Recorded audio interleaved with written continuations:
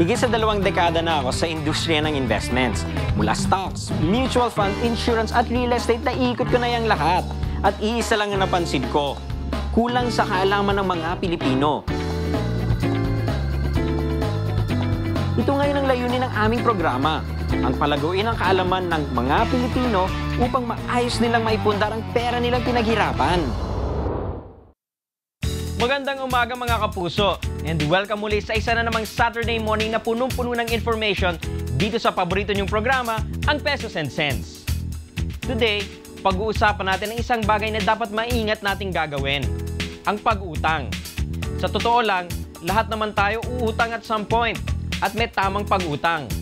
Uutang para bumili ng bahay, bumili ng kotse, o palaguin ng negosyo. Pero may mali ring pag-utang. Ang pag-utang para sa luho. And mali yan because bad things can happen when you let your debt get out of control. Ang debt ay ang halaga ng pera that we owe businesses or financial institutions sa pamamagitan ng loans or credit.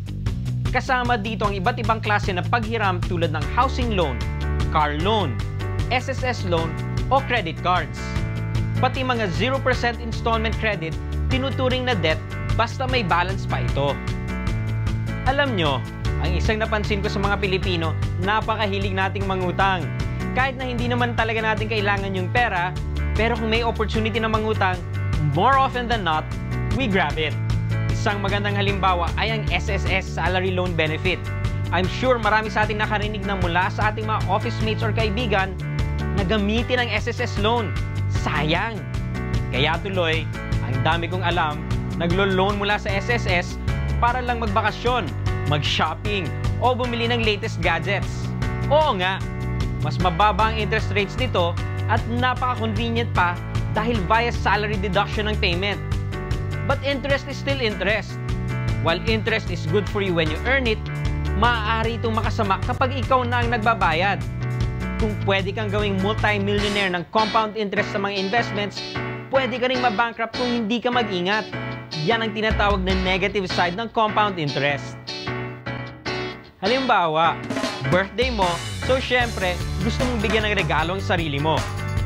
Gusto mo yung bagong iPad na worth 25,000 pesos. Timing na timing pa. May promo ang credit card mo kaya 0.75% interest lang per month. 12 months to pay pa.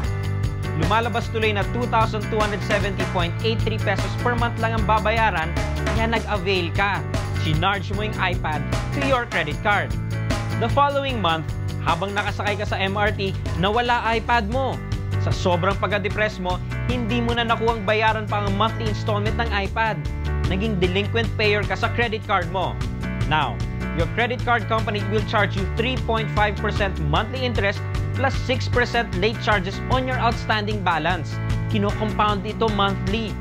After 12 months, ang dapat na 25,000 pesos na binayaran mo para sa iPad, lumaki na ng lumaki to over 50,000 pesos.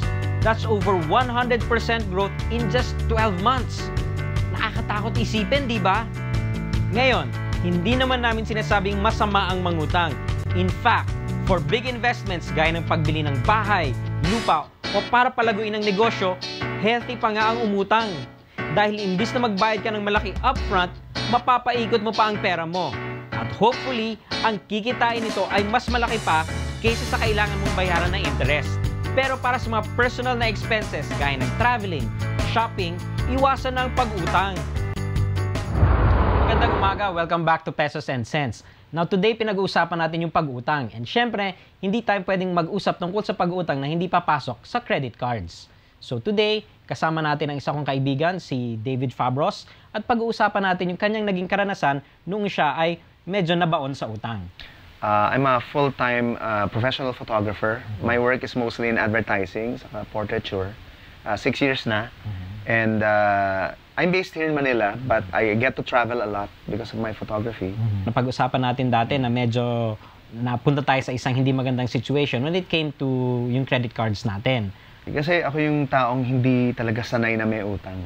Kahit anong liit pa niyan. No? And there was a time na, syempre, dahil sa trabaho mo, ang daming kabi-kabila yung offer sa'yo ng mga credit card companies. So ako naman, maganda yan, kuha ko. So until naging 5 na yung credit cards ko. Kapag kumuha ka ng isang credit card, kailangan may responsibility na kasama yun. Yun ang hindi ko pa alam before I spoke to you or before I read about it. I would use my credit card like it's money. Ang hindi ko na-realize, it's money that I haven't earned yet. Hindi utang ang tingin ko.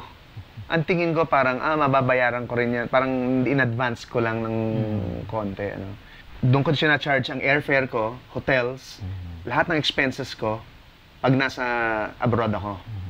So, syempre may currency adjustment yun, and all that. So, ang laki nung, ang laki nung na-accumulate na charges.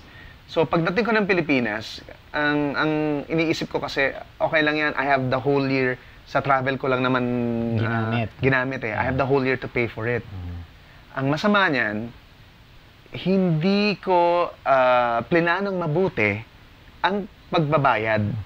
Hindi ako dapat umutang na hindi ko talaga kayang bayaran in the period of time na dapat kong mabayaran. So, anong nangyari? Hindi naman minimum na, pero lagi ako maliit lang ibinabayad ko sa credit cards month after month. Hindi ko kasi napapansin eh. So, nagko-compound yung interest na lumalaki.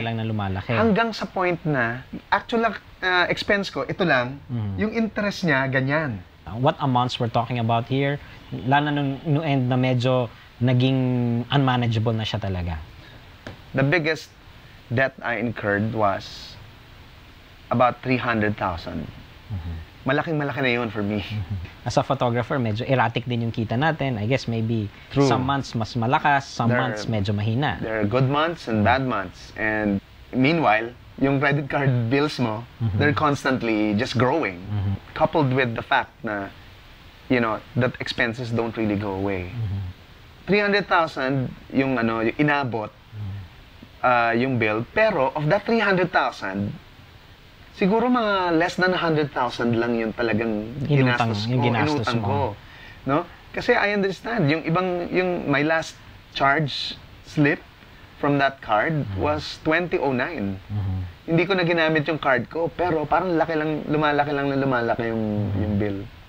That's when I called you and I said, ano bang magandang gawin dito sa ganitong situation? Kasi pinipilit ko na lakihan yung bayad ko every month, pero nandun na ako sa point na parang hindi na kaya ng monthly income ko, na yung inaalat ko, na mabayaran ko yung principal.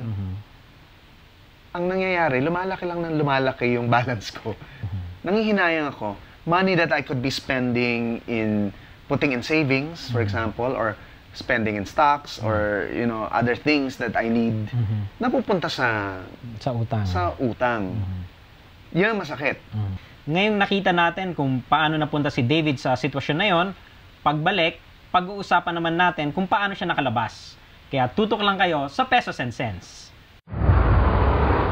Tumakbo ka kasi sa ganyang klase sitwasyon, para kang nagnakaw, di ba?